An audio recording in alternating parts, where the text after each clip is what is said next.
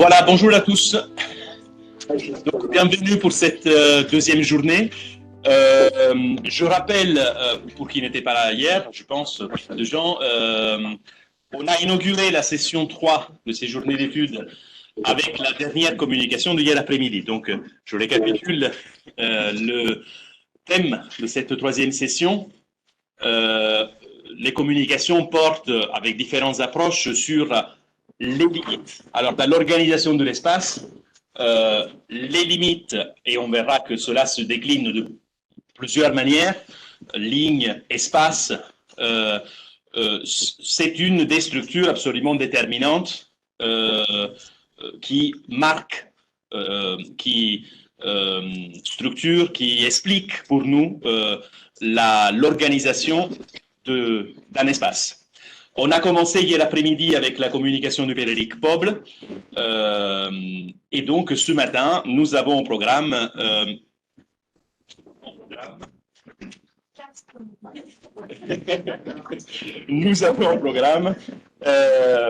Giulia Icardi, qui nous parlera du réseau des sanctuaires extra-urbains d'Artémis.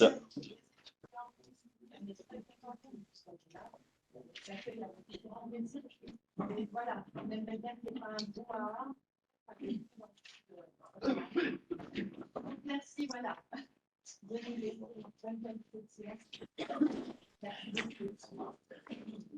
Giulia Icardi, donc, sur le réseau des sanctuaires extra-urbains d'Artémis entre BOC et EB.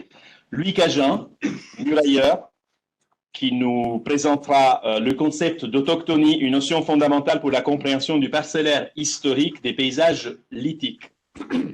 Georges Collin, excusez-moi, analyse des mutations paysagères à l'échelle des territoires du Pilat, du XVIIIe au XXe siècle. Changement au programme pour différentes raisons logistiques. Après M. Collin, donc ce sera à Anouk Daguin, paysages ruraux et bioéconomie dans la Champagne pouilleuse contemporaine. Et après le déjeuner, on aura la communication à distance de Flavien Kouassi-Pousseux, sylviculture eucalyptus et valorisation des terres marginales sur le plateau Bamileke, dans l'ouest du Cameroun.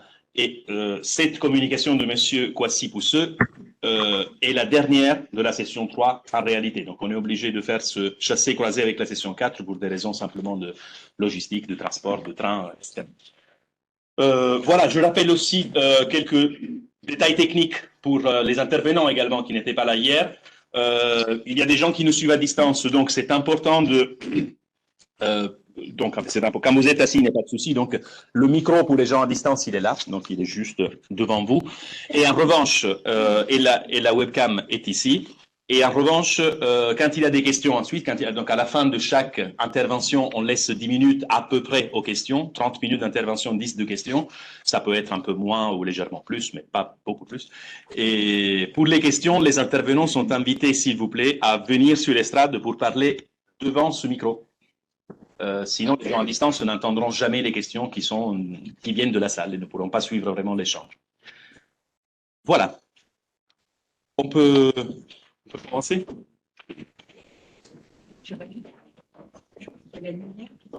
Oui, je vais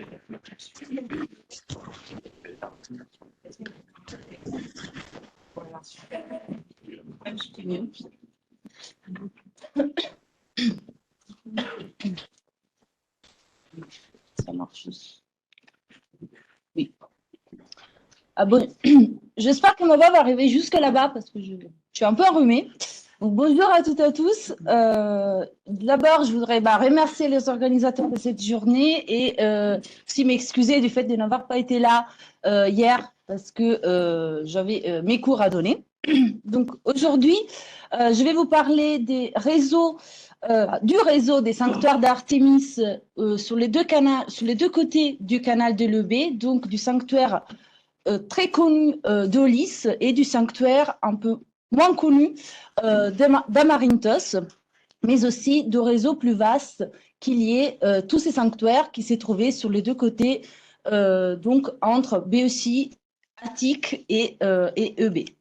Donc, c'est là et la région donc, laquelle on va parler. Donc, on se trouve dans la Grèce centrale vers, donc, au nord de l'Attique. dans l'île de Lebé, qui est une île qui se trouve à 60 mètres de la Terre dans le point plus étroit, et qui se trouve en face de l'Attique et de la Béotie.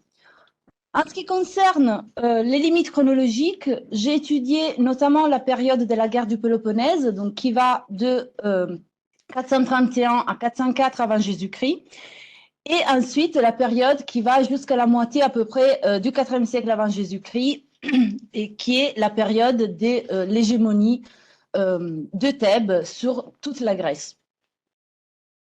Et donc de la Béotie également sur toute la Grèce. Les deux sanctuaires se trouvent donc le sanctuaire de Lys sur le territoire béotien et le sanctuaire d'Amaranthos, d'Artémis Amarisia, sur le côté eubéen du détroit de l'Euripe et du canal de l'Eubée, qui donc va séparer l'île du continent. Dans les études qui ont été menées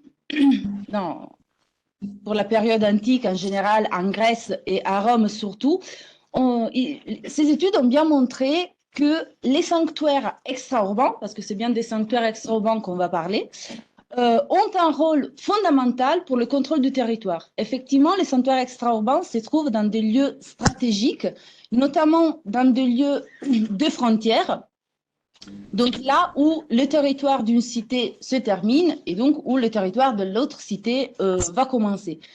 Il s'agit, on le verra, de lieux un peu dangereux dans le sens où la souveraineté d'une cité ou d'une autre n'est pas trop claire parfois, et donc des lieux à protéger aussi grâce à la divinité. Mais également, les sanctuaires extra-urbains vont marquer le début d'une chora, donc le début d'un territoire qui se trouve sous le gouvernement d'une cité, et donc vont vraiment marquer le passage d'un territoire d'une cité au territoire d'une autre.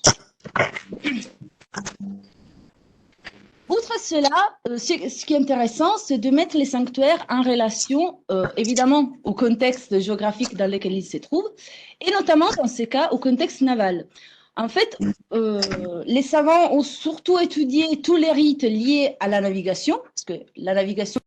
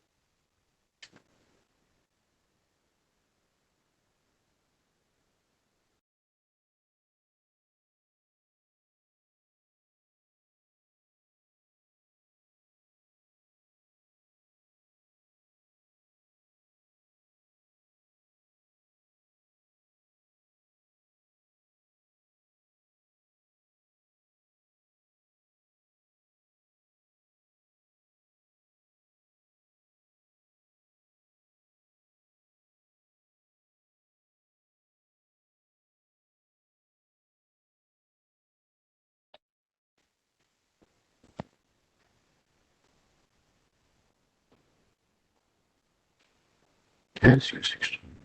C'est un peu bizarre.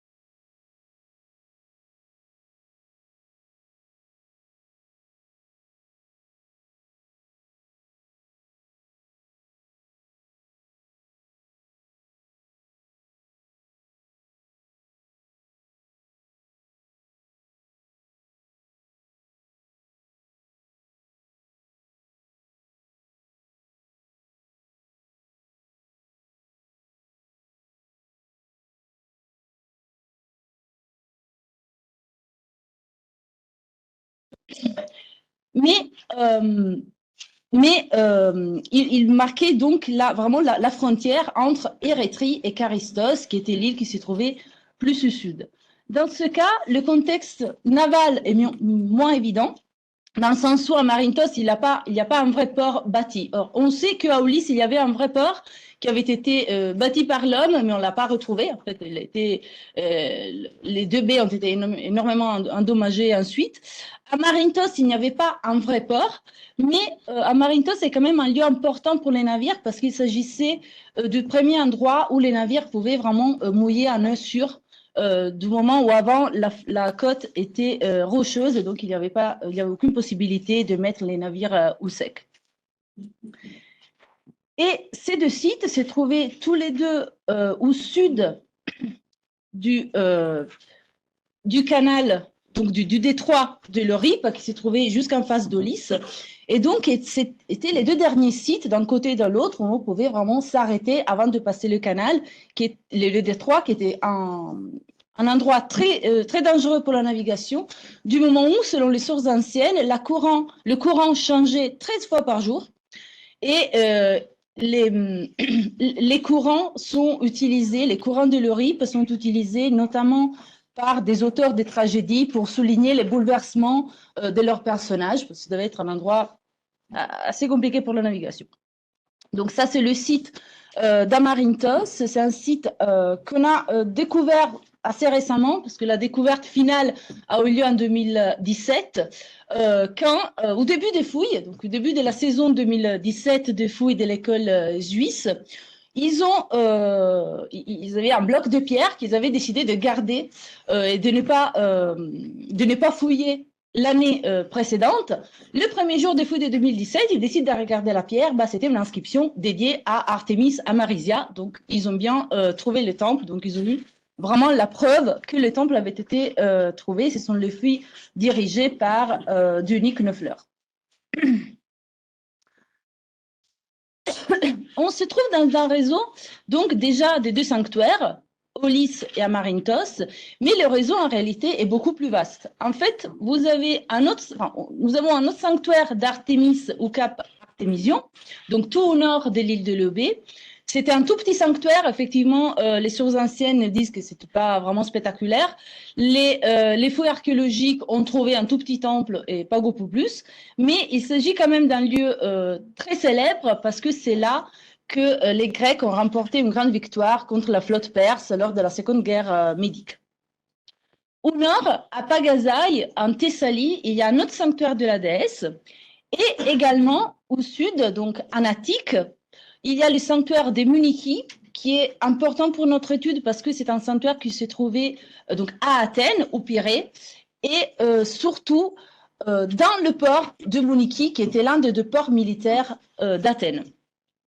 Et ensuite, trois sanctuaires d'Alaï, Brauron et Myrénonte, qui sont eux aussi des sanctuaires dédiés à la déesse. Et ce qui est important, tous ces sanctuaires ont des rites et des mythes et des cultes communs. En fait, Iphigénie, donc celle qui avait été sacrifiée à Aulis, est présente également à Bororon, parce que lors de son retour en Grèce, elle est passée par Bororon, et là, Apollon lui aurait dit qu'elle serait honorée, et donc il y aura eu un héron sur sa tombe, donc il aurait eu des cultes de type héroïque. Les structures qu'on a retrouvées au niveau archéologique sont très similaires. Donc, on retrouve un aduton, donc un espace cultuel qui est interdit ou fidèle, qu'on retrouve à Aulis, à Bororon, à Laï et peut-être à Munich aussi. On retrouve des salles des banquets qui faisaient partie du culte. Et on retrouve le fait qu'il y avait des animaux sacrés qui avaient été tués. Et donc, ensuite, il fallait accomplir des rituels pour se purifier suite à la souillure de la mort de l'animal. Au niveau géographique, on a là aussi des traits similaires. Donc, on a une source qu'on retrouve à Aulis, à Brouweron et à Marinthos, ce qui est très important, notamment si l'on pense à la navigation, parce que là où il y a un port, il serait mieux d'avoir aussi une source d'eau, donc pour les marins et pour le culte évidemment. Il y a aussi la présence d'un fleuve à Aulis, à Marinthos et à Brouweron notamment, et des soies utilisées, donc des grandes constructions utilisées pour les rites. Après avoir vu qu'il y avait donc un lien entre tous ces sanctuaires, je me suis posé la question concernant la période historique. Et donc, est-ce qu'il y avait des liens entre la Béotie et le EB à l'époque, donc qui va des années 30 du 5e siècle aux années 50 du 4e siècle avant Jésus-Christ.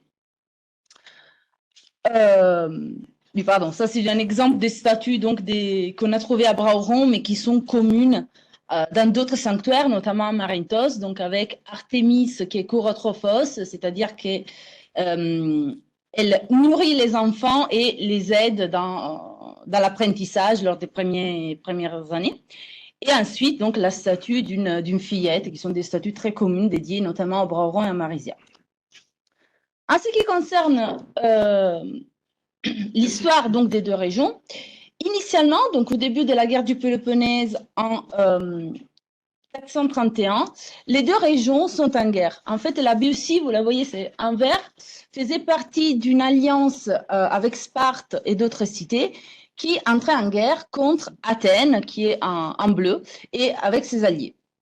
L'EB est donc lié à Athènes, et pour les premières 20 ans à peu près de la guerre, reste lié à Athènes. Ensuite, en 413-412, l'EB commence à vouloir faire défection, sans grand succès d'abord, mais en 411, il y a une attaque donc des Spartiates qui provoque la révolte de toute l'île, qui va agir à partir de ce moment-là, qui va agir comme une unité. Donc une révolte de l'île qui décide de quitter l'alliance avec Athènes et de passer plutôt de la part des Spartiates et donc de la part des Béotiens. Le problème qui se pose à ce moment-là est que l'EB est bien consciente du fait que l'EB est une île, et donc une île peut être ravagée assez facilement par toute puissance navale. La puissance navale à l'époque est Athènes, donc l'EB a peur d'une attaque athénienne. Pour cela, il veut devenir une partie du continent, et donc l'historien Diodore nous dit qu'en 410-409 avant Jésus-Christ, les Béotiens et les Eubéens décident de construire là où le détroit est le plus étroit possible, donc au nord des Chalcis, là où il y a un pont moderne, décide de construire un remblai pour lier les deux côtés, les deux côtes, et donc ne laisser le passage que pour un seul navire à la fois, pour éviter donc les attaques et contrôler le passage de la flotte athénienne. Donc, l'EB déviant une partie du continent, va se lier physiquement et politiquement à la Béotie, et elle va se lier physiquement et politiquement à la Béotie à côté du sanctuaire d'Aulis. Et à côté notamment donc de la baie septentrionale d'Aulis, donc de la baie plus petite, mais apparemment la mieux protégée des vents et des courants, et donc le dernier point où les navires pouvaient s'arrêter avant le passage du détroit et avant le passage donc de tous les contrôles qu'il y avait sur le détroit à cette époque-là. Ensuite, l'EB continue donc à combattre avec les Béotiens jusqu'au moins aux années 50, quand en 357 avant Jésus-Christ, elle décide donc de quitter l'alliance béotienne qui avait entre-temps perdu son hégémonie et donc de passer à nouveau du côté d'Athènes. On ne sait pas si à cette époque-là le Remblai avait été détruit.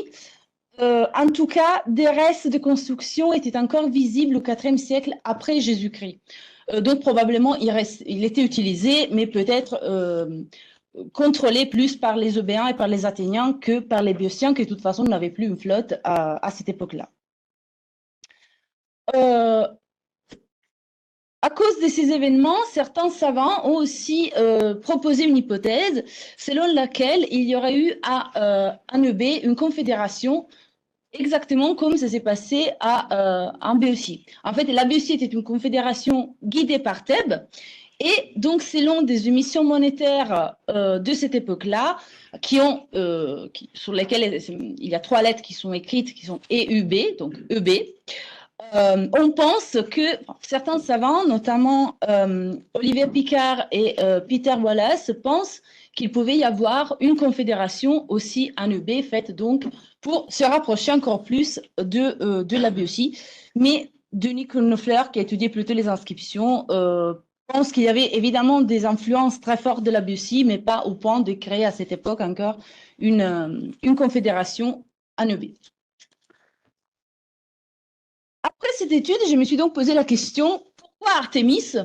Pourquoi dans cet endroit-là? Et quel était donc le rôle d'Artémis face aux problématiques, notamment politiques et militaires, du contrôle du territoire, mais aussi du contrôle des routes des navigations?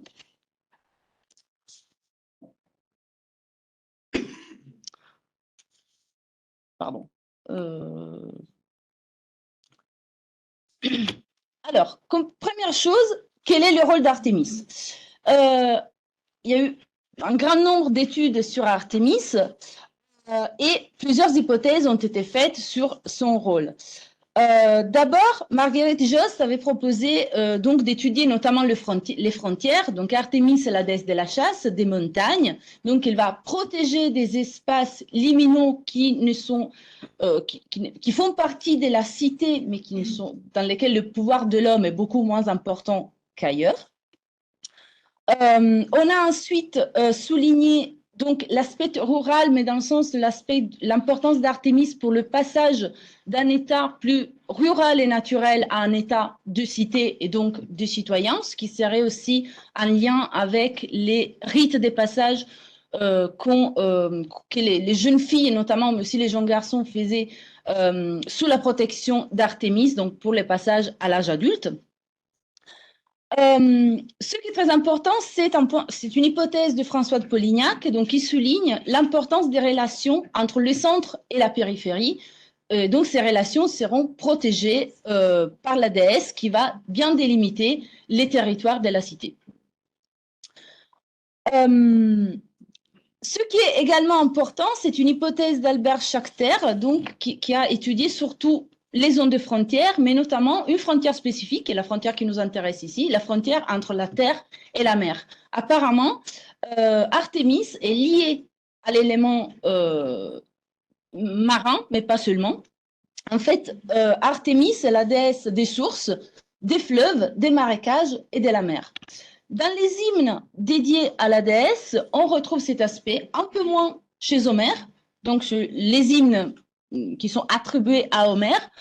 Dans l'hymne 2 pour Artémis, on va lire donc que les cimes des hautes montagnes frémissent et plein d'ombre. Je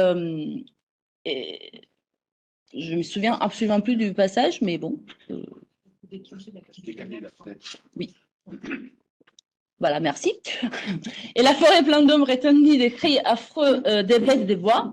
La terre tremble, ainsi que la mer poissonneuse. Donc, c'est le seul aspect marin qu'on a dans l'hymne à Artémis d'Homère, tandis que l'hymne de Callimaque, donc au IIIe siècle avant Jésus-Christ, est plus spécifique. Donc, il dit clairement « Et tu seras gardien des routes, gardien des ports ». En fait, dans cet hymne, Artémis va voir son père Zeus et lui demande d'avoir le contrôle des montagnes, des fleuves, des forêts, de certaines cités, mais Artémis n'aime pas trop les cités, donc il dit j'irai que très rarement dans les cités. Et en plus, Zeus lui dit d'accord, tu auras tout ça, et en plus, tu seras gardien des routes et gardien des ports. Des routes dans les deux sens, dans les routes terrestres, mais aussi les routes navales également. Parce que la première chose à laquelle on pense, c'est évidemment Poséidon, qui était le roi de la mer. En fait, Poséidon n'est pas trop le roi qui protège la mer ou qui protège les hommes qui sont sur la mer, mais c'est les rois qui déclenchent les tempêtes. Donc c'est un dieu très, très dangereux, mais qui n'aide pas les hommes lors de la navigation.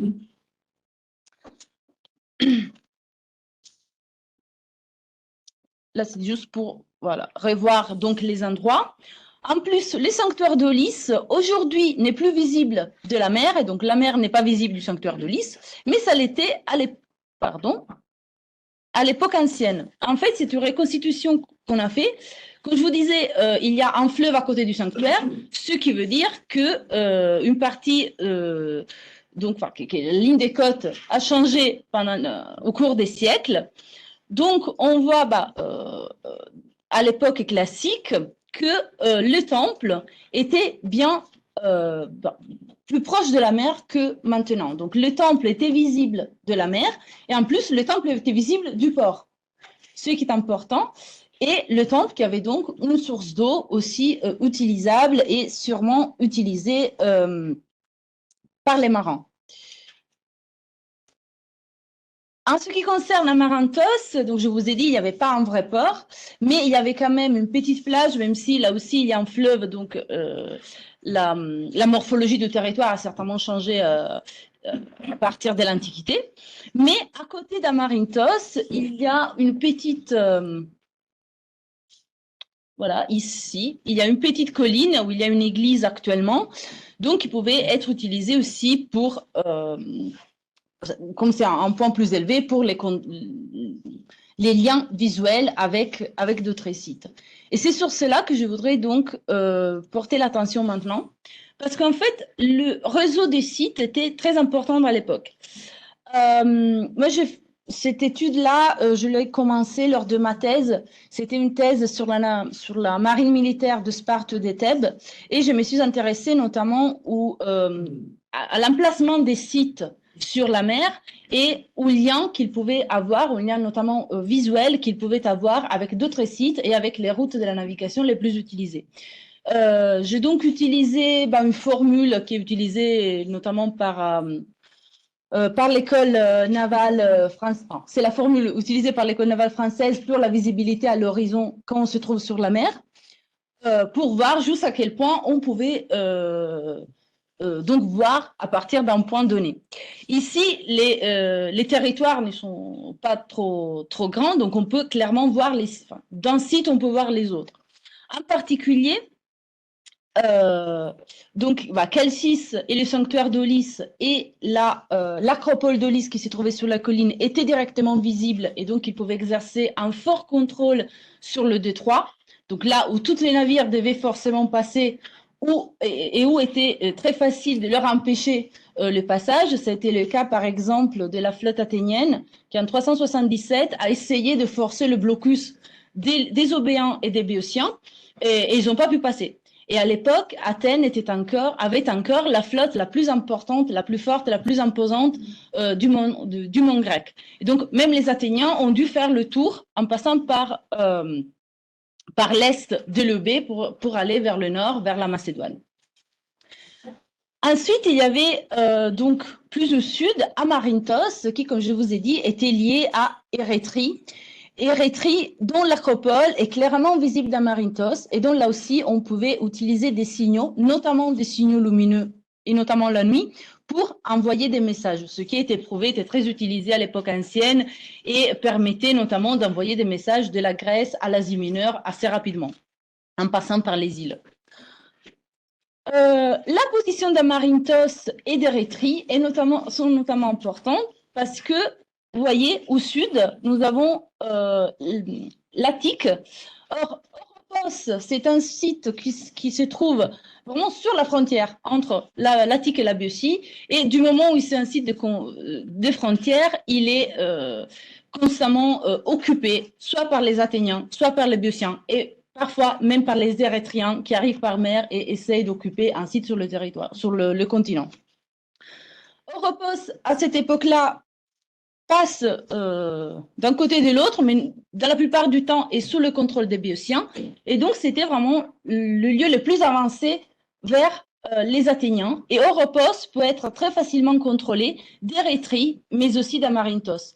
Et donc, de là, comme les Athéniens attaquaient Oropos évidemment par terre, d'Amarinthos et d'Érythrée, on pouvait faire passer tout de suite le message en Béotie que quelque chose était en train de se passer à Oropos, et donc il fallait intervenir par terre et par mer du moment où Oropos était un port assez important à l'époque.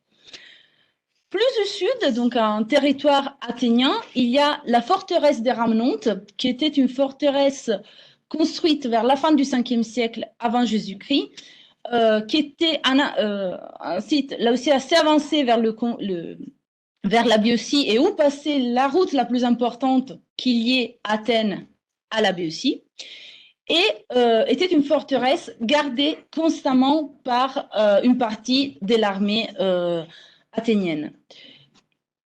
Et c'était la dernière tentative au nord d'Athènes d'exercer un contrôle sur le passage donc dans le canal de l'Eubée pour arrêter les navires qui passaient donc dans le canal. Plus au sud, c'est le dernier site que je vous ai mis, c'est Aios Nikolaos, qui est c'est le mont Closie aujourd'hui, où il y a l'église d'Aios Nikolaos. C'est une montagne qui arrive jusqu'à 600 mètres de haut. Et à partir de cette montagne-là, où il y avait une forteresse qui date à peu près de la même époque de Rhamnonte, donc une forteresse eubéenne, à partir de là, on voit tout ce qui se passe dans le canal jusqu'à Chalcis, donc jusqu'au détroit. Et au sud, on voit tout ce qui se passe en Attique, donc toute la côte de l'Attique, jusqu'au cap Sounion, donc qui se trouve là, qui était l'entrée, le vrai, c'était le temple de Poséidon qui marquait l'entrée dans le territoire attique. Et Aios Nikolaos permettait également de communiquer donc avec Chalcis, avec Érythrée, avec Amarinthos, avec Rhamnonte, évidemment, mais aussi, comme il n'y a pas de montagne plus haute de l'autre côté, de communiquer vers la mer Égée, donc vers l'est et vers les îles donc, qui se trouvaient là pour, là aussi, envoyer donc, des messages. Donc, pour conclure, je trouve que ces sanctuaires, donc déjà, deux qui sont, je trouve, plus liés donc Aulis et Amarinthos pour le fait donc de leur histoire, pour le fait de se trouver dans deux régions qui ont collaboré pour 60 ans à peu près. Ces deux sites n'ont pas un seul rôle, mais ont une pluralité de rôles très importants. Donc, tout d'abord, les rôles religieux, parce que de toute façon, il s'agit des sanctuaires. On a un peu moins d'informations sur Aulis, mais on sait par exemple qu'Amarinthos était le siège des fêtes les plus importantes en Eubée, des fêtes qui rassemblaient toute la population eubéenne, mais aussi une partie de la population des îles. C'était vraiment un sanctuaire très important au niveau international, si on peut utiliser le mot. Et ces deux sanctuaires faisait partie d'un réseau plus important de sanctuaires aussi, mais surtout de sites notamment militaires, donc d'acropoles des cités, Aulis, Chalcis et Érythrée, mais aussi des places fortes militaires qui étaient utilisées à partir de la guerre du Péloponnèse, donc la plus grande des guerres entre Grecs. Et donc, les sanctuaires, dans ce contexte militaire, pouvaient être utilisés de la part des cités qui avaient le contrôle sur les sanctuaires. Donc, il y a d'un côté le sanctuaire qui impose un contrôle sur le territoire sur la navigation et sur l'utilisation des ports, parce qu'ils s'est trouvé liés au port, mais aussi un contrôle que les cités exercent donc sur ces territoires et qui peuvent donc exercer grâce aussi à la présence dans des lieux stratégiques pour la navigation, mais aussi pour le contrôle militaire, donc pour la présence de ces deux sanctuaires. Voilà.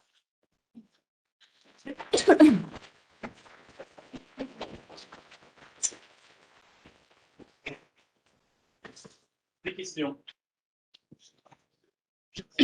Ah oui. Ah non, mais Et oui, non, mais c'est pour le micro comme ça. oui, il a un minimum de portée. Oui. Juste pour savoir, est-ce qu'on sait si, du point de vue climat, à Aulis, s'il y a des phénomènes de vent particuliers? Je pensais au mythe de la marine d'Agamemnon Oui. bloquée. J'ai trouvé absolument rien sur cela. Non. La seule chose qu'on trouve est que la baie septentrionale est beaucoup mieux protégée que l'autre. Donc, évidemment, il y avait des vents. Et il pouvait y avoir des problèmes sur ce sens-là. Mais sinon, non. Parce que c'est assez courant, en fait, dans les mythes qu'à un certain moment, il n'y a plus de vent, il n'y a plus comme rien. visiblement, cet endroit Aulis permet assez facilement de bloquer des navires. Est-ce que c'est pas aussi quelque part une métaphore d'une puissance militaire qui permettrait de bloquer en dehors des vents? Le problème est que justement, Aulis se trouve dans une région qui est tout sauf une puissance navale. Oui, mais si on l'a, si on contrôle Aulis, on peut... C'est ça, parce qu'en fait, dans l'histoire de la Béotie, cette période-là est la première fois où ils se disent il faudrait construire une flotte. Et avant, évidemment, Aulis, c'était un port très utilisé, mais pas du tout militaire. Mais c'est clair, franchement, j'ai pas. Mais sans parler d'avoir une flotte, pouvoir assez facilement bloquer une autre flotte. Et alors c'est accessoire, c'est pas en rapport avec les mythes, mais je suis frappé dans votre description je connais rien de temples, dans votre description des temples d'Artémis, des ressemblances avec le site delphique, la Ditone, la source. Oui, alors pour Delphes, c'est sa sœur. Pour Delphes, c'est lié à la fonction de divination. Mais est-ce qu'Artémis, dans les sanctuaires, il y avait ça ou pas? Non, c'est pas la fonction de divination, c'est vraiment la fonction de rite et passage. Parce qu'en fait, il y avait des rites que seulement les jeunes filles ou les jeunes garçons pouvaient connaître. Et donc, il y avait des habitats pour cela. Parce qu'il fallait se cacher pendant ces rites. Parce qu'elle a aussi, c'est justement pour ça que ces sanctuaires étaient hors de la cité. Parce que c'était éloigner les jeunes gens avant de les faire rentrer quand ils sont devenus adultes. Mais toujours du passage. Oui. Alors, merci. De rien.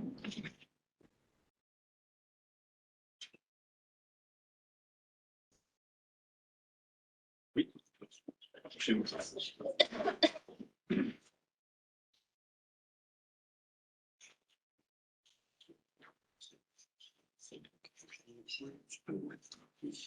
Est-ce que le mythe d'Agamemnon, du coup, par rapport au départ à la guerre de Troie, pouvait être utilisé pour légitimer ce départ à la guerre? Parce que j'ai su que c'était utilisé pour ça. Oui, tout à fait, parce que comme ça, Agamemnon avait laissé de côté les dieux.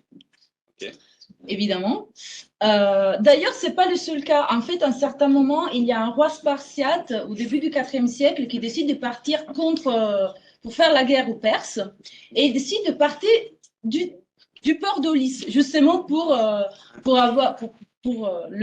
suivre le modèle d'Agamemnon. Mais là, les Béotiens ne le laissent pas partir. Ne le laissent pas sacrifier, ne le laissent pas partir d'Aulis. Mais c'est ça, c'est l'idée d'avoir justement les divinités de son côté et de pouvoir partir tranquille. Très bien. Pour avoir le soutien des dieux, quoi. Ça marche. Merci beaucoup. D'autres questions? Donc, merci pour cette présentation. Je vais vous demander, vous avez parlé des signaux qui se faisaient à distance, comme ça, d'un lieu à un autre. Est-ce qu'on a des traces dans la littérature? Oui. Alors, dans la littérature, on a par exemple, à propos d'Agamemnon, dans la tragédie, donc Agamemnon, on sait que Agamemnon fait passer l'information, donc il a gagné la guerre, et dans une nuit, l'information arrive chez lui à Mycène. Sinon, ça peut être par un moyen de transport, c'est obligatoirement les signaux. Sur une nuit, oui. Mais là, il dit vraiment, il décrit les lieux Donc il dit le signaux est arrivé d'ici à là, puis on l'a fait passer là-bas et sur une dizaine d'étapes, en gros, il arrive, qui n'est pas assez probablement, mais l'information arrive. Les signaux lumineux étaient utilisés constamment. Oui, oui. Il y a pas mal de les historiens qui soulignent le fait déjà d'avoir les bons signaux, de s'accorder sur les signaux parce qu'apparemment c'était pas commun à tout le monde. Il y a des signaux plus ou moins compliqués. Mais vraiment, le signaux lumineux avec de feu la nuit, c'est très utilisé parce que c'est très rapide. Oui, là, ça permet de couvrir un territoire. Oui. Et notamment sur la mer. Parce que s'il y a des îles, il est très facile de comprendre d'où vient le signal. Et donc, qui l'a envoyé, pourquoi. Et également pour les flottes, la nuit, pour s'envoyer des messages, ils utilisaient souvent des signaux de ce type-là également. On n'a pas obligatoirement de précision, s'il y a une grammaire. Non, il y a un système très compliqué de polybe sur les Carthaginois, mais c'est vraiment quelque chose de trop compliqué peut-être pour être vraiment utilisé parce que là, il s'agissait d'utiliser des lettres, donc vraiment d'écrire des phrases sur la base de combien de temps on laissait le signal, dans quelle direction, etc. On pouvait même écrire des textes. Mais apparemment, c'est un peu trop compliqué pour que ça puisse marcher trop bien.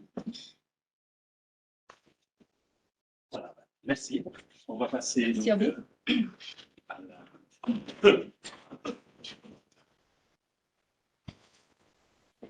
Tu arrives. Alors,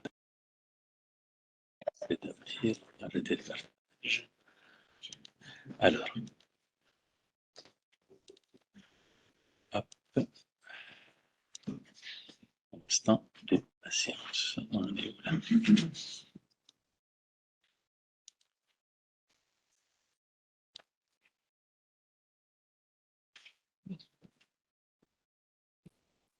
Voilà, c'est ça. Donc.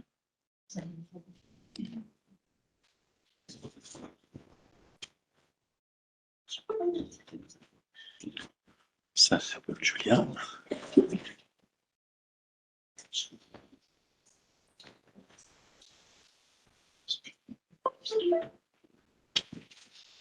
C'est marqué déjà.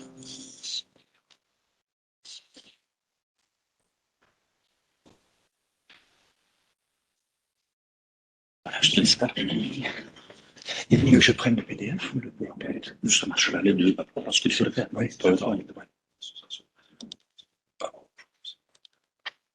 non, je vais peut-être prendre le PDF parce qu'il va y avoir tous les.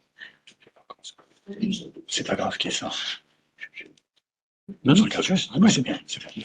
C'est un peu étiré, mais avec c'est bon, t'inquiète pas. C'est quoi? Bien, parce que oui, bien sûr, prends le coup sur les images. Oui, ben. Hop là, qu'est-ce que je voulais dire?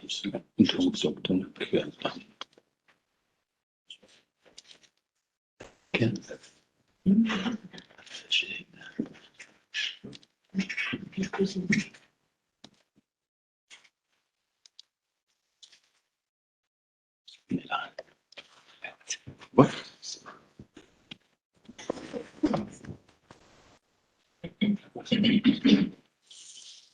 Bonjour, je vais essayer de parler fort pour le fond de la salle, ça va être difficile.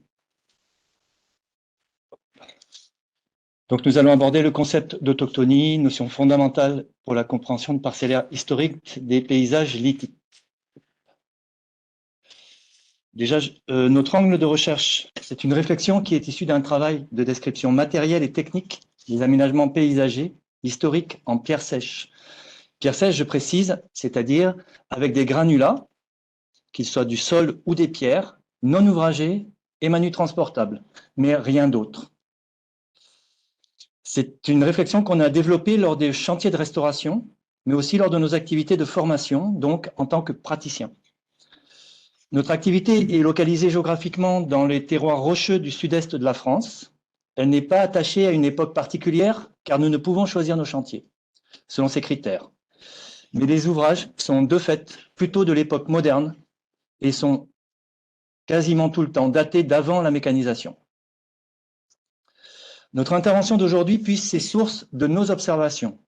issus et rythmés par l'acte de production, ce sont en fait finalement comme des fouilles, entre guillemets, d'objets, qui le sont rarement dans cette seule optique technique, donc nous espérons que ça vous intéressera à ce titre-là. Elle reste aussi basée d'un point de vue pratique, mais en tant que réflexion conceptuelle globalisante. C'est dans le cadre de ce projet destiné à mettre en place des outils de description de ces ouvrages dans leur dimension matérielle et des aménagements ruraux, utilisant les appareillages à pierre sèche que nous la développons. Bon, merci à Alice de nous avoir permis de participer à la réflexion de ces journées. En prenant un point de vue clairement tourné sur le sol dans sa diversité géologique et ses effets sur les dimensions techniques de son aménagement, et en mettant l'accent sur la confrontation du geste avec les matériaux locaux, qui nous semble aller dans le sens des diversités étudiées lors des interventions précédentes, qu'elles soient juridiques, culturelles, culturales ou historiques. Nous commencerons donc par expliciter notre pratique de restauration du patrimoine, pour bien en montrer le développement. Puis, nous partirons sur le concept de paysage lithique, puisque c'est une pratique qui est inscrite dans ces territoires-là. Et nous employons par paysage lithique la terminologie développée par Christian Lassure, nous y reviendrons. Puis, nous généraliserons cette notion développée par Christian Lassure et la mettrons en perspective avec le concept d'autochtonie pour y intégrer la dimension de l'usage des matériaux géologiques microlocaux.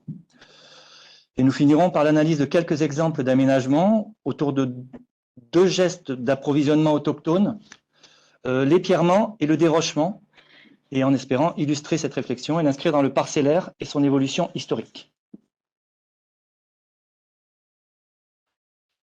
Notre méthode s'est construite autour d'un double impératif de recherche professionnelle et technique. Impératif lié à la volonté de respecter lors de la restauration l'esthétique et les proportions des sites.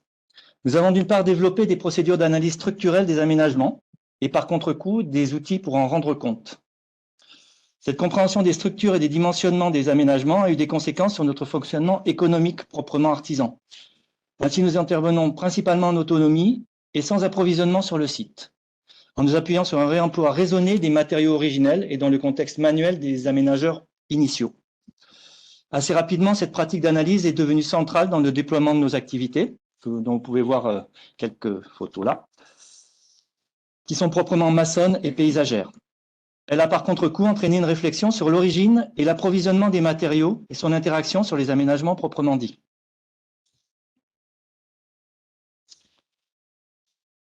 Alors, notre méthode d'analyse est quasi archéologique. Elle est réalisée à l'occasion du terrassement et de la purge des appareillages à restaurer, donc ou ruiner. Elle va nous renseigner sur des points assez cruciaux sur lesquels va pouvoir s'appuyer ensuite l'acte de reconstruction. Alors, ces points sont assez complexes et sont très nombreux, j'en aborde que quelques-uns ici.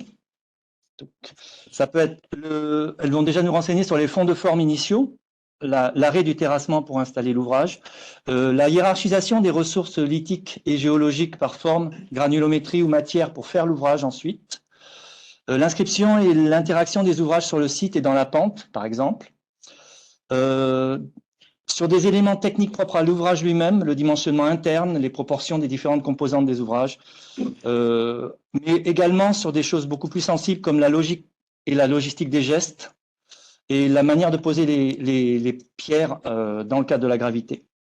Et finalement, bien évidemment, comme on est dans des ouvrages en pierre sèche, donc très souvent remodelés, on atteint souvent leur profondeur historique, comme par exemple ici, dans cet exemple de mur que vous voyez, qui est un bête mur de soutènement, où nous sommes quand même descendus jusqu'au médiéval pour les fondations, et nous avons 4 restaurations les unes sur les autres, du médiéval, moderne, certainement contemporain, avec un réalignement pour aller tout droit, et un dernier appareillage qui n'est pas décrit et qui était réalisé au mortier de ciment.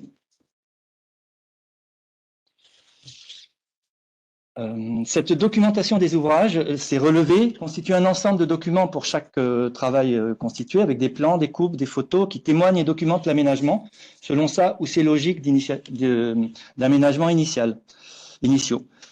Ces éléments sont des informations précieuses qui peuvent ensuite être recoupées dans un autre travail, plus de recherche, et qui vont documenter l'ouvrage en lui donnant une définition matérielle. Par exemple, ici, nous sommes dans une restauration d'Olivray au pied d'un château à Mérargues dans les Bouches-du-Rhône. Ce château, l'Olivray fait partie de la réserve seigneuriale. Donc, nous pouvons documenter les différentes reprises de murs, bien évidemment le chemin de l'eau, comment les oliviers sont plantés, etc. Et nous retrouvons des artefacts dans les murs qui sont des déchetteries à ciel ouvert. Et par exemple, ce petit bout de verre-là, après analyse par une archéologue spécialiste du verre, est un abreuvoir à oiseaux, d'une cage à oiseaux du XVIIe siècle, qui vient certainement du château, donc, par exemple. On peut tomber sur des belles choses comme cela. Donc cette définition matérielle inscrit l'ouvrage dans un rapport à l'aménagement global, aux matériaux, à l'usage et au lieu et à l'acte d'appareillage. Cette documentation nous donne aussi des indices, donc nous donne tous les indices pour la restauration proprement dite.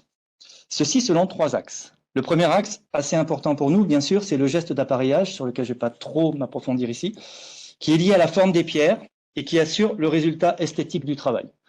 Esthétique dans la continuité esthétique de ce qu'il y avait avant, disons-le autrement. Cela nous donne aussi des informations sur la structure de l'appareillage, qui est liée à la ressource proprement dite des pierres utilisées, qui est liée à la granulométrie des pierres et à leur matière. Elle permet de restituer l'ouvrage dans son organisation optimale et originelle et renseigne sur les solutions techniques mises au point avec les ressources disponibles par les maçons antérieurs. Et puis pour finir, ça nous renseigne aussi sur la structure des aménagements globaux, donc tout un coteau par exemple, ou toute une parcelle, les circulations de l'eau, les protections par rapport au vent, les cultures, la manière de planter les arbres ou les végétaux, etc. Ce travail nous a permis sur la durée, sur le temps long, puisque c'est un travail que nous faisons sur une vingtaine d'années maintenant, de commencer à générer des typologies de manières et de façons de faire. Une de ces premières typologies va être la typologie des appareillages. Alors bien sûr, ces typologies n'ont pas vocation à scléroser des formes en particulier, ni à fixer des styles techniques, mais bien à aider à décrire les différents éléments qui composent chaque ouvrage et qui font qu'il fonctionne en tant qu'ouvrage et qu'il tient. C'est d'ailleurs une chose impossible en pierre sèche historique que de scléroser une forme, car pour les mêmes fonctions, on ne trouve nulle part un ouvrage qui est exactement le même dans sa structure, dans un lieu différent. La structure change et s'adapte à chaque contexte particulier. Donc nous avons pris le parti plutôt de ficher les formes rencontrées, et elles nous permettent finalement de documenter des usages et des adaptations techniques des structures pour y parvenir. Des adaptations qui sont issues du matériau géologique isolé et utilisé, et là encore nous revenons à la ressource lithique micro-locale. Nous avons classé les appareillages en 3 grandes catégories. Assisés à plat, que vous voyez, je ne sais pas si vous voyez la souris, assisés à plat que vous voyez ici. Là, vous avez pour chacun une photo de l'ouvrage, le croquis et la façon dont les forces s'exercent dans l'ouvrage, qui est un travail que nous avons fait dans un livre qui s'appelle Pierre sèche, théorie et pratique d'un système de construction chez Hérol, pour les chapitres 5 et 6, qui est réalisé aussi avec des physiciens du CNRS à Marseille, donc c'est pour ça que nous avons ces données-là. Donc assisé à plat, assisé biaisé, avec une assise, pardon, j'emploie le bon terme, avec pendage latéral, pardon, et appareillage clavé, ou autrement dit clavade. Donc nous avons ainsi typologisé les appareillages proprement dit, mais aussi, et là c'est beaucoup plus compliqué, les soutènements, rien que pour les soutènements, les différentes formes de construction que l'on peut faire avec, pour le même usage avec uniquement de la pierre sèche, par exemple avec interface de drain, sans interface de drain, double face ou simple face, en arc-boutant ou assisé à plat, en remontant le sol, en descendant le sol, pour drainer, pour arroser. Beaucoup d'usages en très peu de... qui répondent toutes à une certaine manière d'organiser les pierres dans l'ouvrage et qui chacun sont inscrites différemment. Donc ça, c'est pour notre méthode. Et cette méthode nous a donc amené, donc, comme je vous disais, à réfléchir sur l'approvisionnement des matériaux et surtout à s'apercevoir que l'on a vraiment deux ensembles techniques excessivement distincts, qui sont d'une part les ouvrages construits avec un approvisionnement extérieur et d'une autre part les ouvrages qui sont construits avec les matériaux uniquement du site. Les ouvrages construits avec des matériaux extérieurs s'adaptent à des techniques et à des plans déjà décidés souvent, et ils sont presque déjà issus d'un travail architectural, tandis que ceux qui vont nous intéresser, ceux sur lesquels on va... Donc là, bien sûr, je vous ai mis l'approvisionnement en pierre moderne pour l'illustrer. Ce qui va nous intéresser, c'est plus les ouvrages qui sont issus des matériaux du site, qui, eux, sont toujours adaptés, toujours différents, pour faire soutènement, clôture ou autre. Ils témoignent bien sûr d'un temps d'avant la mécanisation, lorsque le transport des matériaux n'était pas de mise. Et cela nous a éclairé sur l'importance du rapport aux matériaux, qui s'est finalement révélé central, voire essentiel, dans notre compréhension de la diversité des solutions techniques développées lors des aménagements ruraux de l'espace. Donc, matériaux importés, pour aller très vite, vous avez ici une coupe d'un mur très homogène avec des granulométries à peu près les mêmes d'une part à l'autre, excessivement surdimensionnées, mais nous allons... Alors, ce sont... Voilà. Et pour illustrer les aménagements avec les matériaux locaux, vous voyez qu'il y a vraiment une fonte dans le paysage avec la roche. Ici, nous sommes à Banyuls, ici, nous sommes à Goult.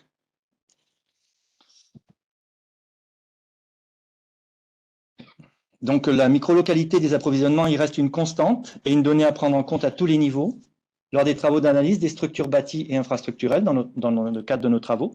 Et les déplacements de matériaux, nous l'avons noté, sont souvent circonscrits à la seule parcelle ou aux très proches alentours.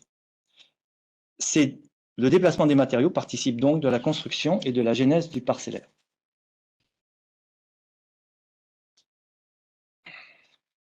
Alors, les paysages lithiques. Le paysage lithique, je vous ai mis ici les citations directes de la source sur le site du CERAV de Christian Lassure. C'est le processus que Christian Lassure a conceptualisé par les termes de paysage lithique, donc ce que nous étudions, et c'est devenu un concept clé de langage courant qui a évolué et été adapté par son auteur même, mais aussi par d'autres personnes depuis les années 70, dont une personne qui est citée ici, Pierre Haazé. Christian Lassure en réduit l'expression au temps moderne, au sens historien du terme. Je le cite dans une autre citation que celle qui est projetée. À l'origine de ce que l'on appelle les paysages lithiques se trouve une véritable entreprise de terraformage encouragée par l'administration et les sociétés d'agriculture et rendue possible par les progrès et la diffusion des outillages en fer et, last but not least, vers la fin, par l'usage de la poudre. Il décrit ces constructeurs comme des faiseurs de champs, des faiseurs de murailles, de cabanes, et circonscrit vraiment la période du 18 au 19e siècle. Ces faiseurs de champs sont pour lui soit les usagers eux-mêmes, donc les propriétaires en autoconstruction, ce que l'on ne disait pas à l'époque bien sûr, ou les spécialistes travaillant en équipe ou louant leur service. Nous proposons une définition élargie de cette, sans la réduire pour l'instant à un temps historique, car de ce que nous voyons, c'est une définition qui s'applique vraiment à tout paysage utilisant la pierre microlocale pour se réorganiser. Nous l'appliquerons pour tous les paysages dessinés par les ouvrages en pierre et les structures, pour tous les terroirs construits, aménagés avec les pierres du lieu. Ces aménagements étant, comme nous le voyons ici, plus ou moins discrets selon les ressources et la quantité de granulats à gérer. Le paysage lithique peut très bien être, là vous avez la photo un peu zoomée où on ne voit que la planche du bas et un bout de la planche du haut. Mais en deux murs, le coteau est entièrement retravaillé par un ouvrage en pierre. Et on peut bien sûr, le coteau lui-même, le talus lui-même, la rupture de pente étant travaillée par les racines des végétaux et le mur qui draine le... Voilà. Donc, je ne suis pas... Je ne connais pas beaucoup le grec, mais donc je laisserai les gens qui sont ici peut-être nous expliquer à la fin mieux ce qu'est l'autochtonie. Mais bon, il nous semble que ce concept nous apparaît particulièrement adapté pour définir ces aménagements. Bien sûr, la référence est sur le terme, le mythe politique athénien qui fait sortir les Athéniens du sol. Donc, il les met directement en lien direct du sol à leur être social et leur être personnel. Donc, Chthon étant, d'après ce que j'ai compris, donc plutôt la terre ferme, correspondant à la zone du sol sur laquelle les terraformeurs ou les faiseurs de champs interviennent en interaction avec la source géologique du sol, à la différence de Gaïa, qui signifie plutôt les profondeurs et là où sont confinés les morts. Donc nous resterons au niveau de la terre vraiment superficielle, qui a généré donc les Athéniens et les a différenciés des autres par la nature même du sol qui les a portés. Et nous allons filer cette métaphore puisque nos ouvrages nous-mêmes étant nés de la même structure vraiment superficielle et génèrent des ouvrages qui sont vraiment l'expression de cette structure au final dans une transformation. Donc, pardon, ça j'ai déjà dit. Voilà. Donc, c'est un concept qui se retrouve double dans notre technicité proprement maçonne. Déjà, je vous explique un peu, pour revenir sur ce Chthon, nous avons ici la profondeur géologique. Donc, c'était une photo, je ne sais pas si elle est suffisamment visible, qui est rendue possible par la création d'une petite route départementale, hein, ce n'est pas une autoroute, dans un coteau. Donc, on voit bien le sol géologique qui n'avait jamais été fouillé, en tout cas fouillé dans le sens creusé par l'homme. Et nous voyons les couches de sol anthropiques générées, donc les sols de culture, qui ont été générés lors des travaux de tri et de mise en place de ces ouvrages, certainement que je n'ai pas étudiés, donc je ne peux pas en connaître la profondeur historique. Mais l'image est assez représentative de la couche assez superficielle finalement qui est mise en scène, qui est mise en jeu dans ce travail. Donc, il s'agit d'un concept double qui affirme d'une part la singularité de chaque lieu, puisque la géologie change à chaque lieu, et qui induit le fractionnement parcellaire des espaces en lieux différents d'après leurs particularités propres. Et elle permet ainsi, dans un premier temps, de cloisonner et de définir chaque lieu en le singularisant de son voisin de quelque façon que ce soit. Alors, par rapport à sa singularité propre géologique, mais aussi à partir de la nature de son sol, mais ça peut aussi être à partir de limites de territoires qui se distinguent les uns des autres, plus légaux ou de d'autres raisons. Et du deuxième partie, c'est une singularité qui, nous, va être décrite dans la technique et qui est issue de la singularité de ce qui est issu de ce lieu particulier, qui va induire une adaptation ou une continuité des aménagements à la singularité naturelle du sol dont ils sont issus. Ce concept coïncide donc, le concept d'autochtonie coïncide donc parfaitement avec les ouvrages lithiques construits à partir des seules ressources du sol, tous différents du fait de la très grande variabilité géologique qui est mise en œuvre. L'autochtonie, du coup, pour revenir à un autre terme, un autre concept souvent utilisé qui est le vernaculaire, pour ce genre d'ouvrage, pourrait en quelque sorte être plus l'expression radicale du vernaculaire. Et on s'appuiera sur une petite citation de André Varavero, l'architecte, qui dit cela à la perfection. La qualité du vernaculaire se révèle à chaque occasion. On ne peut jamais faire la même chose. Il y a toujours un détail, un accident qui fait variation. Nous avons donc des aménagements nés de la terre, comme les Athéniens naissaient du sol. Et ceci, donc juste petit passage sur cette photo, vous voyez le même coteau, ce petit triangle, je ne sais pas si vous voyez la souris, ce petit triangle pourrait très bien, assez rapidement devenir cette portion ici. On voit bien l'autarcie, l'autochtonie, l'autarcie, la vernacularité des lieux rendus possibles. Donc ça, c'est une photo de Daniel Larsena en Grèce, à Tinos. Et en fait, maintenant, on va plonger un peu dans ce qui fait dans le geste dans les gestes qui font ces terroirs. L'action est toujours double. On a un terroir naturel ou déjà aménagé, et l'action est toujours double, c'est extraire et ranger. Alors, extraire pour bonifier le sol, et rangés, appareillés pour aménager l'espace. C'est assez simple, mais cette simplicité peut se générer de deux façons. Soit par épierrement, qui consiste à enlever les pierres qui affleurent. Par exemple, l'épierrement, ici, je ne pense pas qu'il donnerait ce terroir particulier. Il donnerait un terroir beaucoup plus, avec des murs beaucoup plus rapprochés. Et une deuxième possibilité qui est le dérochement. Donc l'épierrement, c'est enlever que les pierres qui affleurent, et le dérochement, c'est creuser le sol sur plusieurs couches géologiques, en général une ou deux grand maximum, en extraire tous les éléments, sol et pierre, et en faire réorganiser le tout pour en faire les structures et la zone de culture. Donc là, nous avons certainement affaire à un dérochement.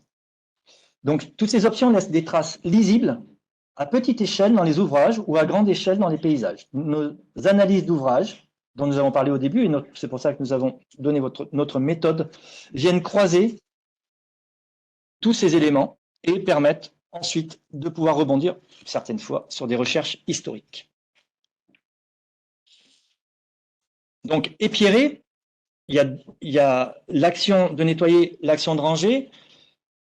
Épierrer est toujours associé à l'action d'estrimer. En ce sens-là, on a déjà eu un petit...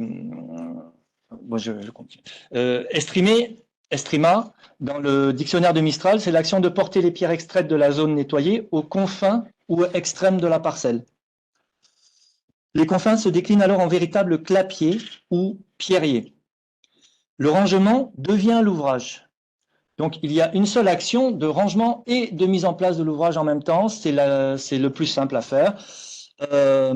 Si on est dans le cas d'un rideau, c'est-à-dire d'une différence de niveau due à une exploitation, simplement une différence de niveau non aménagée, ce clapier va devenir un soutènement, de fait. Si on est en limite plate, sans différence de niveau, ou ça deviendra une clôture ou un clapier.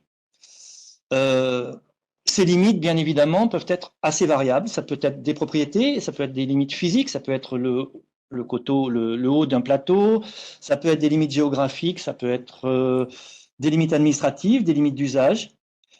Mais ce peuvent aussi être des limites qui sont induites par le sol lui-même, et plus encore, qui peuvent être, et souvent c'est le cas, qui peuvent être induites par l'effort nécessaire pour porter les pierres.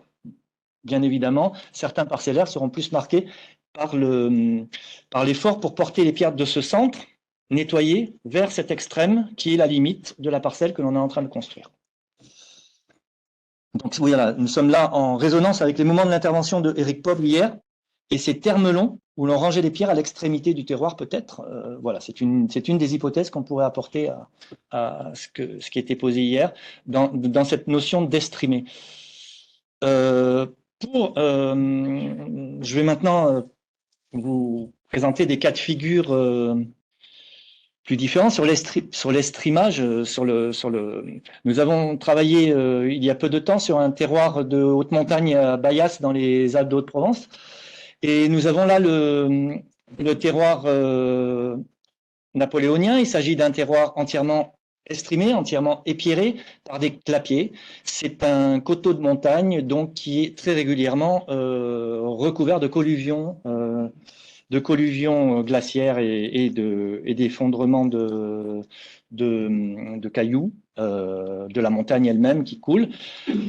Ces colluvions sont de manière immémorielle rangées, génèrent le finage local avec des zones donc épierrées, et chaque parcelle est entourée. Chaque parcelle là que vous voyez du Canas napoléonien est entièrement entourée de clapiers, et les chemins que vous voyez sont simplement des plus gros clapiers, et on circule sur les clapiers. Les chemins sont les clapiers, sont intégrés au clapier.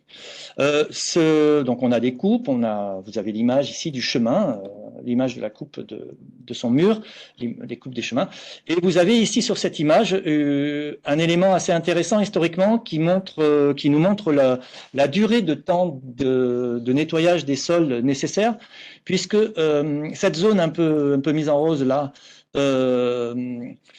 est assez approximative, mais est très bien documentée comme étant un débordement de ravin qui a recouvert le parcellaire en 1886 et qui a recouvert entièrement tout ce réseau de clapiers. Et 1886, pourtant, c'est encore une période où les gens étaient actifs et continuaient d'épierrer. Il se trouve qu'aujourd'hui encore, cette bande de sol est restée telle qu'elle, puisqu'elle ça correspond quand même au moment où historiquement les lieux, les gens ont commencé à quitter le pays, et le travail d'épierrement n'a pas été repris. Donc cette zone a été simplement boisée. Donc aujourd'hui, elle est cultivée en bois. Et le parcellaire, par contre, reste identique tout autour et continue à être exploité. Ils n'ont pas fait l'effort, et c'était trop d'efforts de reprendre ce travail d'épierrement à nouveau, ce qui aurait peut-être eu lieu quelques siècles avant. Mais là, ça n'a pas été le cas. Donc voilà pour l'action d'épierrer sur les... Deuxième exemple, je ne vais pas regarder trop l'heure. Je pense que ça va. Deuxième exemple d'épierrement, là, on va plus contextualiser peut-être de manière juridique, du coup, avec les phénomènes des ouvertures en garrigue dans le sud-est de la France. Ce sont des actions de culture dans un espace inculte, entre guillemets, et qui sont pourtant permises juridiquement par des droits d'usage et des chartes de franchise sous l'Ancien Régime. Elles sont installées selon des logiques sociales et juridiques, ici plus ou moins locales, mais déjà abordées par Gérard Fouquer ou par Samuel Le Turc hier, justement, dans la Brie ou dans la Beauce, voilà, de l'autre côté. Donc, il génère dans les espaces qu'on étudie en général, c'est vraiment dans notre coin de travail, des parcellaires anarchiques. Les parcelles s'y adaptent aux accidents géographiques du terrain, comme la pente, l'affleurement de la roche, sur lesquels ils n'interviennent pas du fait de leur précarité. Il s'agit d'une agriculture ponctuelle, épuisant le sol, et entraînant des années de friche pour sa régénération. Ils sont ainsi marqués par la limite physique du geste. Ils sont aussi marqués par la limite physique du geste manuel humain qui les aménageait. En fait, ils ne sont pas soumis en amont à des contraintes administratives, ce qui explique le côté anarchique des parcellaires, ou même à la prise en compte de limites préétablies. Leur contrôle et leur enregistrement administratif étaient la plupart du temps a posteriori et inclus dans les missions de la communauté. Comme là, je reprends une phrase que Samuel Le Turc a dit hier, la communauté n'est pas là pour contraindre, mais pour gérer. Et donc, c'est un des cas de figure. Nous avons trouvé... ici, je ne sais pas si la coupe est suffisamment lisible pour vous, ou si je peux zoomer peut-être. Non, je ne sais pas. Ici, nous avons un ensemble d'aménagements sur un coin de parcellaire de garrigue à Grignan. Grignan, donc le pays de la comtesse. Et nous avons eu la surprise et la chance de découvrir une petite cabane qui est dans la coupe ici, et qui est graffitée de 2 graffitis 1700, 1717 ou 1777, on n'arrive pas très bien à lire. Donc, ce qui nous a permis de dire que on pouvait raisonnablement penser qu'elle était de cette date-là. Nous sommes partis de cette date pour analyser tout ce qui s'est passé depuis autour. Et les choses ont été assez clairement et complexes. Nous avons ici Nous avons d'abord cette première cabane issue d'un épierrement, certainement d'une surface cultivée, puis certainement un réemploi ensuite en bergerie ou en abri de berger lorsque la période n'était plus cultivée. Nous avons, comme nous sommes en confins d'une zone géologique et que nous sommes aux confins d'un espace, lui par contre cultivé et labouré, nous avons un énorme clapier qui vient la recouvrir, qui crée les champs que nous voyons ici en mauve. Donc, vous avez le clapier qui vient la recouvrir et qui, du coup, la protège.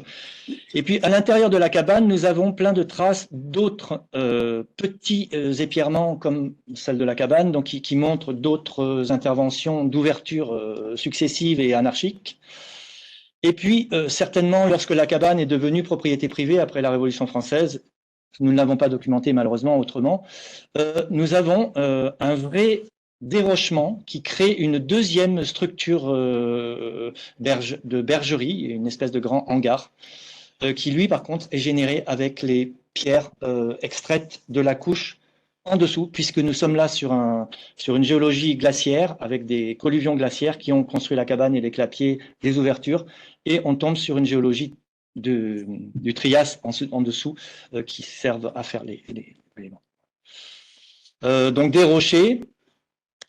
Là, je laisserai parler un constructeur du 19e qui s'appelle Louis Roussel. 2 km de muraille d'une largeur moyenne de 2,50 m. Ces dimensions pourraient paraître exagérées pour ceux qui ne connaissent pas le sol de chez moi, mais ont été nécessaires pour maintenir le terrain et pour loger les pierres extraites de la terre. Il y a là encore la volonté d'extraire et de loger dans une seule phrase. Voilà. Celle-ci a été défoncée à l'aide de la pioche et du pic sur une profondeur d'1 mètre en moyenne. Les roches divisées et cassées à force de bras ont servi à faire les murailles.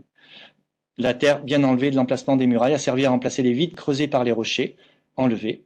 Par ces moyens, nécessitant un long travail, l'épaisseur de la couche varie entre 80 et 90 cm. Beaucoup de travail pour un sol assez fin, mais vous voyez, qui permet de faire de la vigne et de la plante. En conclusion, je pense je suis peut-être déjà dépassé mon temps de parole, je suis désolé. En conclusion, cette image sur l'autochtonie, simplement ce petit mur que vous voyez qui est un ensemble de basalte et de calcaire, simplement ce détail est un détail d'un très long linéaire, c'est le seul endroit où il y a du basalte et ça correspond au passage micro-local d'une coulée de basalte à côté de Toulon dans le Var. Nous espérons que notre pratique professionnelle et cette intervention nous a placés dans un espace privilégié d'observation de la technicité des ouvrages structurants des espaces de production ruraux issus des ressources géologiques des lieux et confrontés à la prépondérance des conditions matérielles, et que la métaphore de l'autochtonie vous aura convaincu. Voilà, désolé du retard.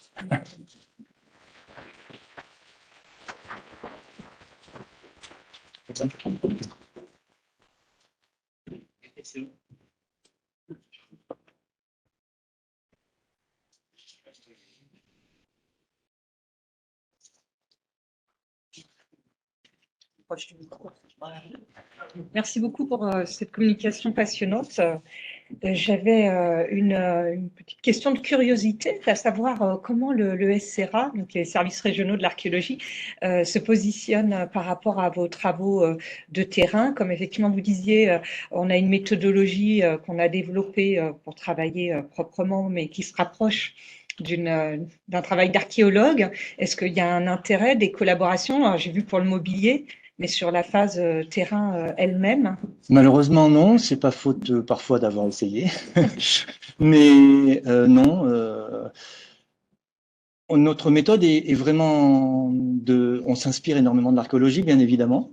Mais on s'en inspire, mais on n'a pas forcément non plus été amené à beaucoup travailler avec des archéologues. C'est vrai. Mais c'est vraiment notre pratique interne. Ça va générer nos gestes, ça va générer nos compréhensions de l'espace. Et donc, effectivement, du coup, ça devient des fouilles, mais techniciennes. C'est le chantier lui-même que nous concevons comme une fouille, en fait. Et alors, du coup, je pensais aussi à des travaux, je ne sais pas si vous les connaissez, éventuellement, je pourrais vous passer quelques références de collègues anglais qui travaillent aussi en Méditerranée et qui font des analyses de terrasses de culture et font des datations de ces terrasses par la technique par OSL, donc de luminescence appliquée, y compris à des structures comme ça, grâce à la terre qui se trouve coincée entre les terres.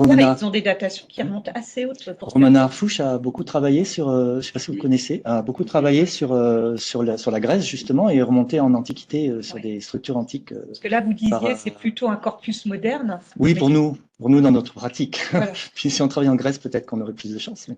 Oui, mais peut-être que voilà, les collaborations avec des archéologues qui pourraient développer des techniques de datation adaptées. Je veux bien les contacts. Je ne connaissais pas les Anglais, mais on a travaillé le livre Pierre Sèche, théorie et pratique a été écrit avec Romana Arfouche qui a participé avec nous. Donc, moi qui connais mal la pierre sèche, mais voilà. Oui. Elle a fait un énorme travail là-dessus aussi. Okay. Merci beaucoup. Merci à vous. Des questions? Pierre, vous avez parlé donc de déchirement et ensuite dérochement. Dérochement, oui.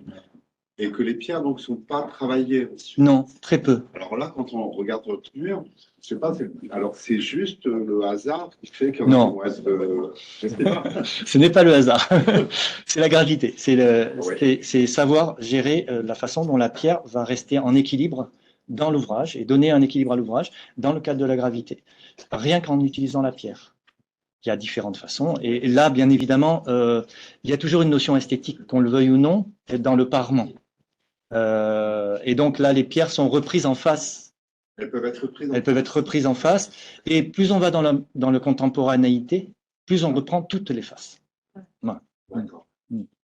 Mais sinon, on utilise donc les formes existantes. On s'adapte aux formes. Voilà. Et vraiment, le terme d'autoclonie est aussi lié, j'ai pas beaucoup développé la chose, mais chaque module, chaque proposition géologique induit une façon de poser très différente qu'on ne peut sentir qu'avec les mains, en fait, quelque part. Justement, dans votre pratique, est-ce que vous constatez, par exemple, une observation d'un ensemble qui a été dépierré, des rochers, puis se dire, j'ai tout ça, oui. Qu'est-ce que je peux faire? Ben, nous le faisons nous-mêmes. Que j'ai sous les yeux ou la main? C'est assez. J'ai pas été plus loin parce il aurait fallu plus de temps.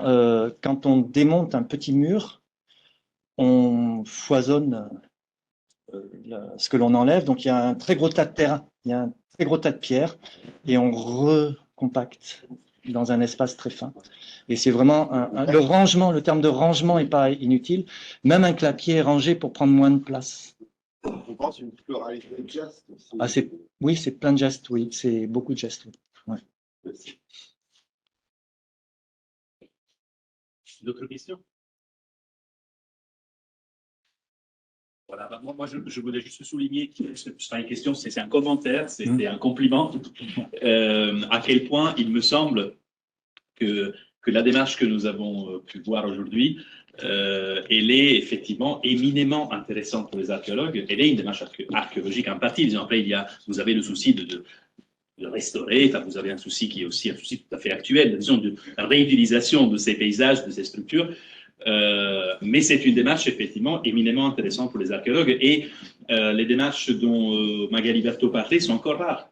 C'est un peu dommage que les SRA ne s'y intéressent pas, d'ailleurs, mais que même les chercheurs, finalement, en archéologie, qui travaillent sur ce genre de structure, restent encore assez rares. Et le potentiel d'information, en fait, de ces structures, quand on s'intéresse à l'histoire des paysages agraires, il est évident. C'est des structures à l'apparence, enfin, en tout cas, de réalité modeste, si on veut, mais ça ne veut rien dire.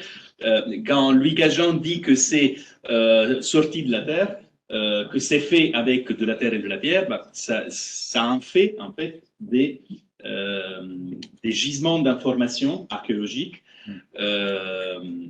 inépuisables sur l'histoire de ces sols, de l'utilisation de ces sols. Donc, pas spécialement à la limite pour l'histoire des structures elles-mêmes, mais surtout parce que dedans, c'est possible de inventorier, dater, comprendre tout ce qui s'est passé autour. Les charbons de bois qui sont les restes des végétaux qui ont poussé autour, par végétation spontanée ou culture, par exemple. Et c'est des choses que on découvre finalement depuis quoi? Depuis 20 ans, maximum 30. Et moi, je cite toujours un cours en anglais, Richard Hodges, qui a été un célèbre directeur de l'école de la British School at Home, etc., bien connu pour ça, mais qui, en 91, a publié un livre absolument d'archéologie, absolument hyper respectable, d'une enquête qu'il a menée dans les années 80 dans les Midlands. Et le titre du livre, c'est Wall-to-Wall History, qui en dit long. Et il a fouillé des dizaines et des dizaines de murs en pierre sèche. C'est un projet d'archéologie. Mais depuis, on ne peut pas dire vraiment qu'il y ait eu énormément d'émulation de mecs. Voilà. Merci.